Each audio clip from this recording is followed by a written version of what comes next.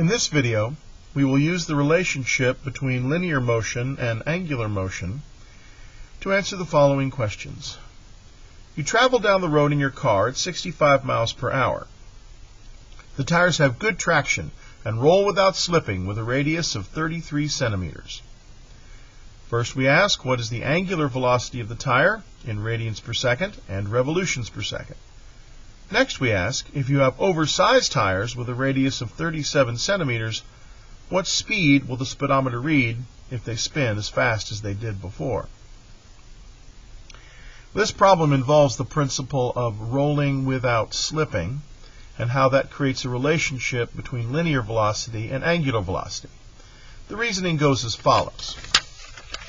In one revolution, the tire spins through an angular displacement of 2 pi radians. One revolution is 2 pi radians.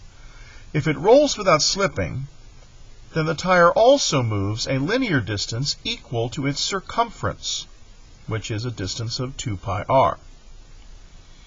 This won't apply if the tire is slipping. If the tire, for example, is not spinning but is still moving on slick ice, or if the tire is spinning but not moving because it is stuck in mud.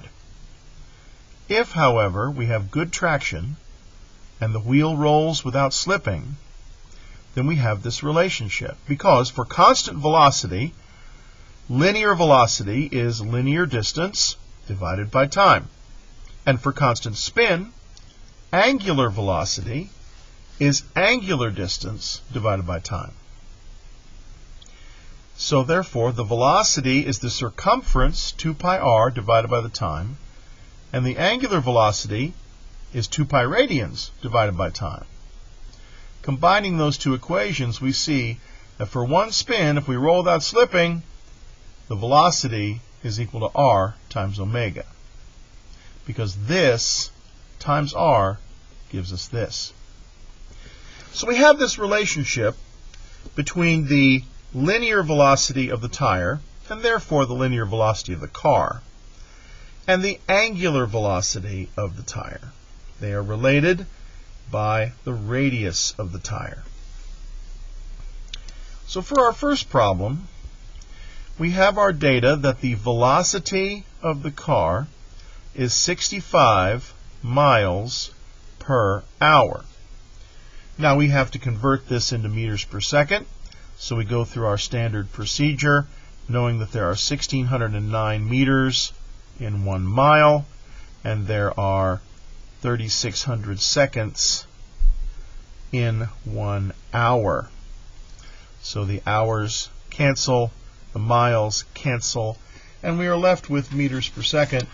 Calculating this, we see that 65 miles per hour is 29.05 meters per second.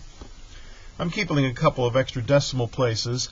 The problem, as stated, has two significant figures, but I'm keeping a couple of extra decimal places to try and cut down on rounding error. Now, we also know that the radius of the tire is 33 centimeters, or 0.33 meters. So we have written out our data, and we've made sure that everything is in the proper units. We are now ready to use our equation. Right? We know that velocity equals radius times angular velocity. Turning this equation around using a little algebra, we find that the angular velocity is the linear velocity divided by r. 29.05 divided by 0.33 gives us an angular velocity of 88 radians per second, to two significant figures. Now we also want to know the angular velocity in revolutions per second.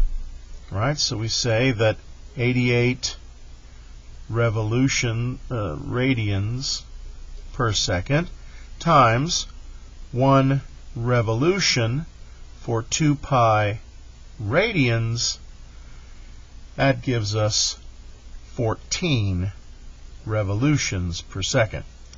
So the wheel spins 1 time, 14 times in 1 second. Now, we're going to take this rotation rate this angular velocity and apply it to a situation where the tires are oversized. The tires are not the same size as the original manufacturers, and that will cause the speedometer to read an incorrect velocity. For this rate of rotation, the speedometer will read 65 miles per hour because it's expecting tires of this radius. But if instead we have that same rate of rotation, 88 radians per second, but a radius instead of 37 centimeters, 0.37 meters, the speedometer may read 65 miles per hour, but how fast are we actually going? Well, we use the formula relating linear velocity to angular velocity. That's 0.37 meters times 88 radians per second. And that gives us a linear velocity of 32.56 meters per second. We would report that as 33 meters per second. Converting that to miles per hour, we would reverse the procedure above.